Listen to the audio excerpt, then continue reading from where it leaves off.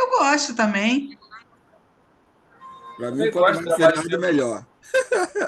trabalho do mesmo jeito.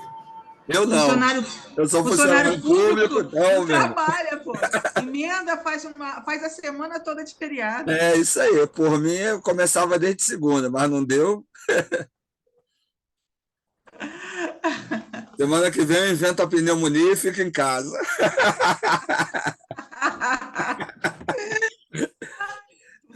Fica aí falando, fica. Pior que vai, eu fico doente, aí vou pensar que é armação mesmo.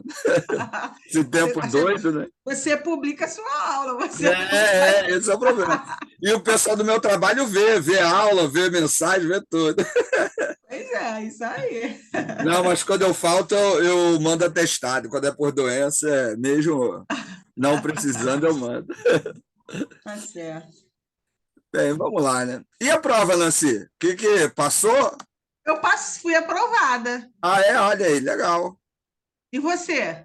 Eu fui aprovado em um, em outra não. Eu fiz para coordenador pedagógico e para professor, né, de português.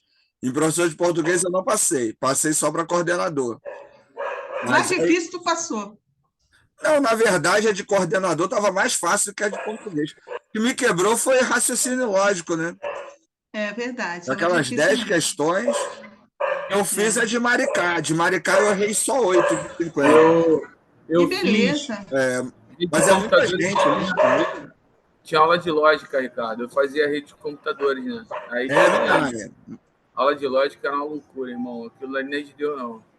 Pô, cara, mas sabe qual é o problema? Eu fiz prova para professor de português, cara, para coordenador pedagógico.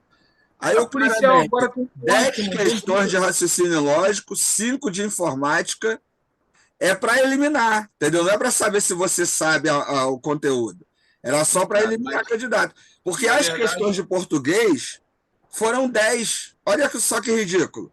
15 questões de disciplinas que nada tem a ver com a sua habilitação e 10, assim, que tem a ver. Então, eu não achei uma boa prova. Né? Por exemplo, a de mas Maricá foram eu não 50 sei, questões só sobre essas bancas, português e literatura. Pô, que é essas um bancas que Que é a concurso. sua área. Pô. sim, Aí, as bancas No desenvolvem. meu caso, foi ruim Excel, porque eu estudei muito legislação, né? Acabei que eu não estudei Excel, até estudei, mas o que eu estudei não caiu nada. então. E esse lógica, né? Matemática me pega, não teve jeito, né? E aí não caiu a questão da legislação que eu estudei, caiu outra. Ainda bem que Aí, eu dei uma olhadinha, mas passei. Meu genro também passou nas duas que ele fez. Agora vamos ver a classificação. esperar aí, né? Como Ainda eu não sou saiu. velha, como eu sou velha, né, Ricardo? Vamos ver se eu passo. Ponto a ponto. No empate, você desempata dos mais novos, entendeu? Vamos ver. Estou esperando agora. É dia 17, parece, né, de junho, Eu a acho que prova. é isso, dia 17. Então, que bom. Vai ter que vir para Nova Iguaçu, né, Ricardo? Não, não sei, né? Vamos ver a É. classificação, né? Vai passar, claro que vai, tu é bom. Eu acho que eu fui melhor em Maricá do que em Nova Iguaçu. Só que Aham. Maricá é muita gente, então E é o, difícil também, né? e o salário? É Em melhor? Maricá, quase 10 mil em Maricá. Melhor do que aqui. Ah, muito. Se eu passar em Ah. Maricá, eu largo tudo aqui. Largo mulher, filho, igreja, e vou para lá, entendeu? É doido. 10 pontos, cara. Totalmente doido. Vou 10 pontos. largar, irmão. Ei, fica aí nada, Ó, sem problema, só você dívida. você De não 10 vai pontos. passar, Ricardo, não vai. 10 Vou pontos não vai deixar a fazer hora nenhuma. tatuagem, vou passar a ouvir pagode, samba e funk, quero nem saber. Vou pro mundão. Ai, Senhor, tem piedade dessa alma, Deus. Aquele dia você vai escutar assim, nem te conheço. Foi professor, É. falava hebraico, falava Vai grego, fazer pregava. plantação, não, né? Eu Nem nem te vai plantar nada conheço. lá, não, né? É Vai alguém? viver de, vai viver de plantação, não, né? Vou, Ervas irmão. finas. Paz Ervas total. finas. Vou morar na praia, entendeu? Ervas finas. Praia ruim, Ricardo, uma praia ruim a beça, que é Maricá. É ruim, é ruim. Eu falei isso brincando, né? O pessoal, aí que não vai passar mesmo. Deus não vai deixar. Eu falei, Olha os fundamentalistas que nem eu aí Deus não vai deixar. Eu falei, pô, um monte de ateu passa, por que eu não posso passar? Pois é. Os caras incrédulos, né, Ricardo? Ué, Passa. pô, nada a ver. Você vai passar, mesmo com seus pensamentos negros. Vamos ver. Vamos lá, gente. Vamos. Eu fiz o que hoje? Eu montei um material sobre as diferenças de interpretação entre o Antigo e o Novo Testamento. Porque, assim, apesar da matéria, né, a gente trabalhar hermenêutica, a gente tem aí aqueles passos, né, da interpretação, que a gente já falou, mas existem algumas situações em que vai ter diferença entre o Antigo e o Novo. Então, hoje, eu preferi separar um material sobre isso, e aí eu vou lendo aqui, a gente vai conversando, e no final desse material tem 3 questões para vocês responderem depois, né? E aí eu vou mandar esse material para vocês em PDF, e vocês respondem aí com base no que a gente conversou aqui e está aí no texto. Tá? Então, hoje seria essa conversa aí sobre as diferenças de interpretação, né, entre o Antigo e o Novo Testamento.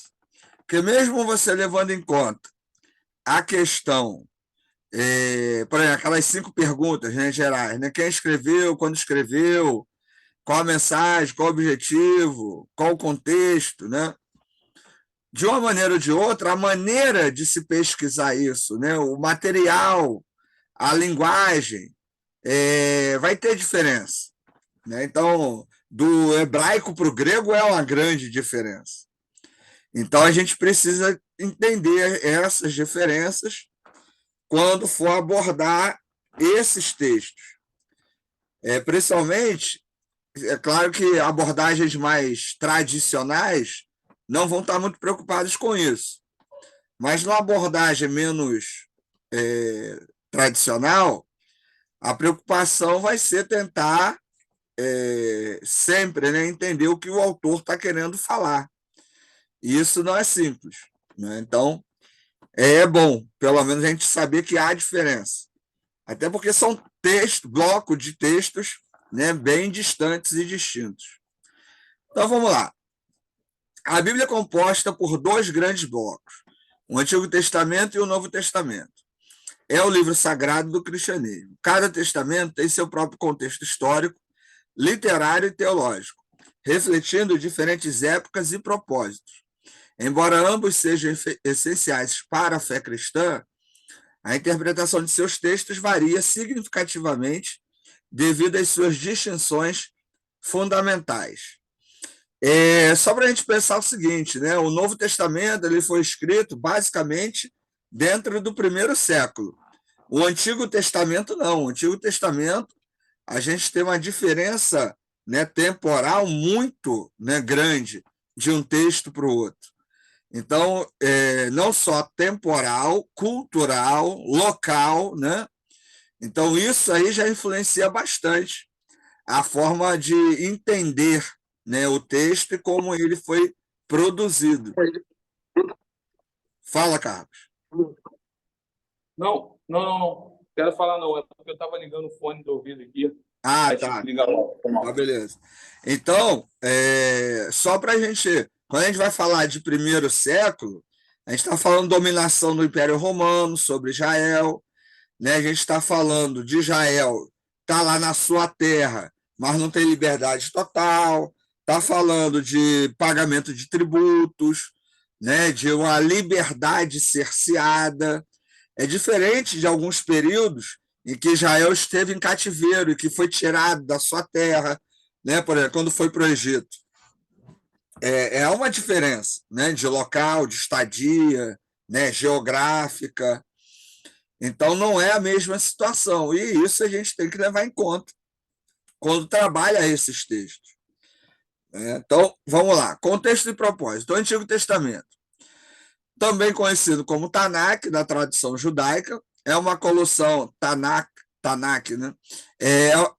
É uma coleção de escritos que inclui leis, história, poesia e profecia, abrangendo desde a criação do mundo até a história de Israel antes da vinda de Jesus. Seu propósito principal é narrar a relação entre Deus e o povo de Israel, estabelecendo a lei, Torá, em hebraico, e as alianças. Lembrando que profecia não é adivinhação do futuro, mas profecia tem aquele tripé, né? É apelo à justiça social, proclamação dos desígnios de Deus e denúncia do erro. Então, o texto profético ele vai estar ligado a essas três ideias, né? Denúncia do erro, proclamação dos desígnios de Deus e apelo à justiça social, tá? O Novo Testamento. O Novo Testamento, por sua vez, centra-se na vida, morte e ressurreição de Jesus Cristo e no estabelecimento da igreja cristã, composto por evangelhos, Atos dos Apóstolos, Epístolas e o Apocalipse. Seu propósito é mostrar a nova aliança através de Jesus e fornecer instruções para a vida cristã.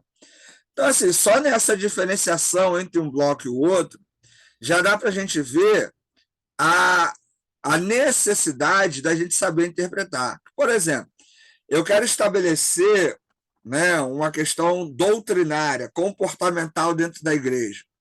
Eu vou para o Antigo Testamento? Não, eu não posso. Por quê? Porque o Antigo Testamento não está preocupado com isso. Agora, eu tenho que ir para onde? Tenho que ir para as cartas, para as epístolas, né? Para os textos doutrinários da igreja, que estão no Novo Testamento. Eu quero falar um pouco sobre a história de Israel. Quais os fundamentos, né? Quais as teorias, quais as vertentes, né, que se estabeleceu Israel. Eu vou para o Antigo Testamento, certo? Então, só em saber isso já nos ajuda muito. Eu vou fazer uma pregação evangelística domingo à noite. Você vai usar o Antigo Testamento? Não, pô. Você vai usar o Novo Testamento, que é o Novo Testamento que fala de Jesus. Mas Jesus é o Messias. Não na perspectiva que a gente entende. O Messias no Antigo Testamento era político, né? Então, se eu quero falar daquele que dá vida eterna, eu tenho que usar o Novo Testamento. Então, isso é importante. Por quê? Porque cada bloco vai falar da figura do Messias de uma maneira. Até mais à frente, a gente vai comentar um pouco mais sobre isso. Segundo texto. Interpretações teológicas. A aliança. A aliança é uma das principais diferenças, uma das principais diferenças interpretativas está na questão da aliança. O Antigo Testamento foca na antiga aliança entre Deus e Israel, mediada por Moisés e baseada na lei mosaica. Já o Novo Testamento apresenta a nova aliança, mediada por Jesus, que se realiza através da graça e da fé, em vez da observância estrita da lei. Quer ver um negócio legal? Muita igreja hoje em dia estipula um monte de regra. Faz isso, e aí Deus vai te abençoar. Age assim, assim, assado, e aí Deus vai te abençoar. Igual a gente estava falando antes aí, né? Eu brincando aí, zoando, falando que ia largar tudo, se ganhasse, né? Passasse no concurso, ganhasse muito dinheiro. E aí eu falei, mas tem muito ateu que Deus abençoa. Então, na perspectiva do Antigo Testamento, a bênção era fruto da obediência. No Novo Testamento, não é assim, né? Deus abençoa quem? Quem ele quer. Né? Então, a questão da obediência não é o que vai gerar a bênção, é a soberania de Deus, é a graça, né? E não necessariamente a obediência.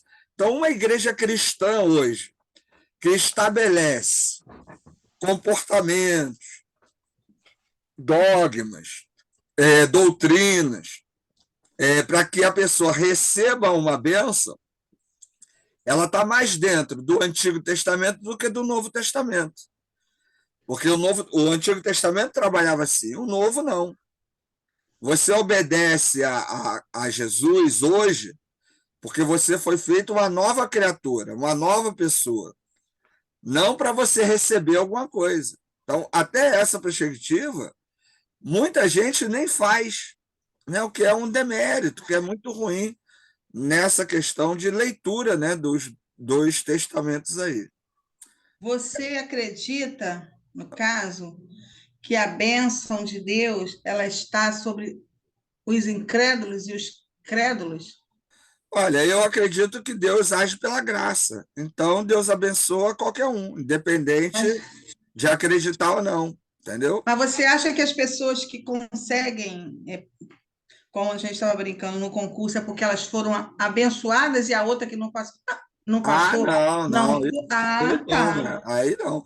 Eu acho que, Sim. por exemplo, passar em concurso, ficar rico, montar uma empresa, isso tem muito a ver com a habilidade da pessoa, com oportunidade, né? Com o talento pessoal. Porque se Tem fosse nada a ver com assim, bênção, né? porque se fosse uma questão de fé, tudo quanto é crente ia passar em tudo, né? Então é Exatamente. muito difícil. Tem gente aí que é extremamente inteligente, e aí a pessoa estuda uma semana e passa no concurso. Tem gente que fica 5, 10, 15 anos estudando para um determinado concurso e ainda assim não consegue os primeiros lugares, né? Sim, Agora, o que eu digo em termos de bênção, por exemplo, a vida, né? Deus dá a vida para todos.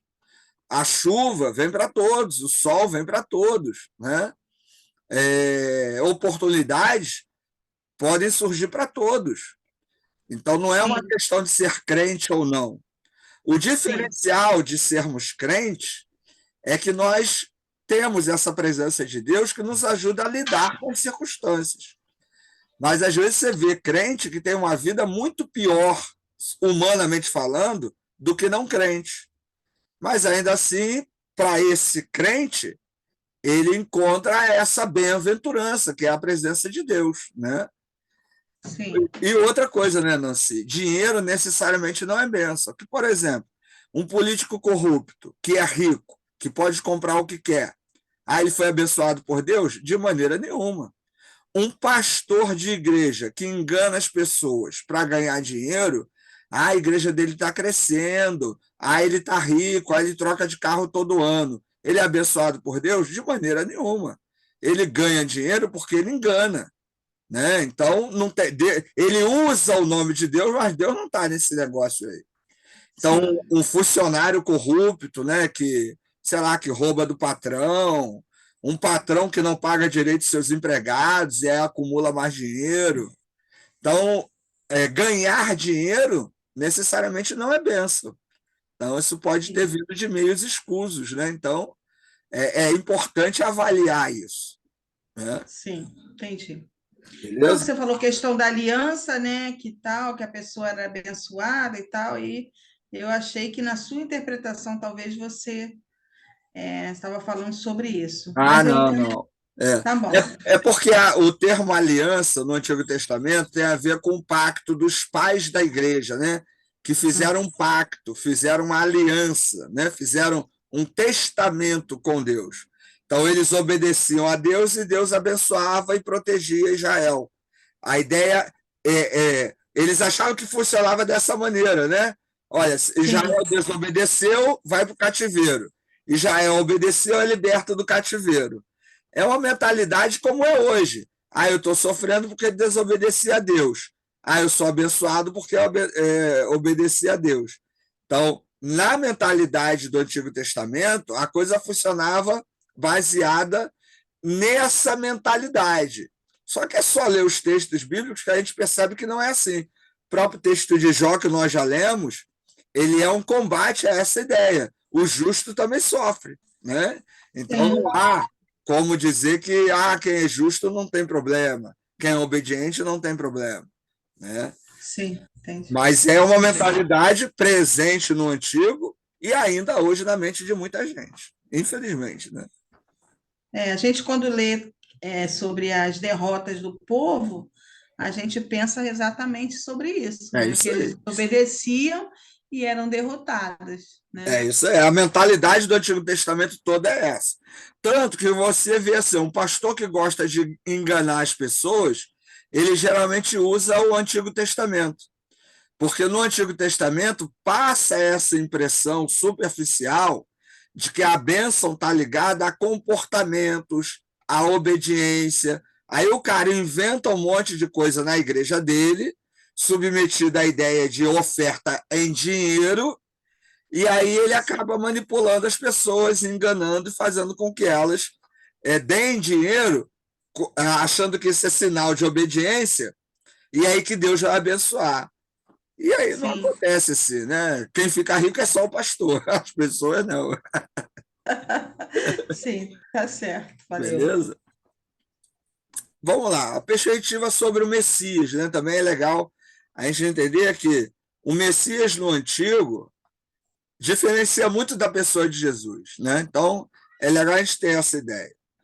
No Antigo Testamento, o Messias é esperado como um rei poderoso que restauraria Israel.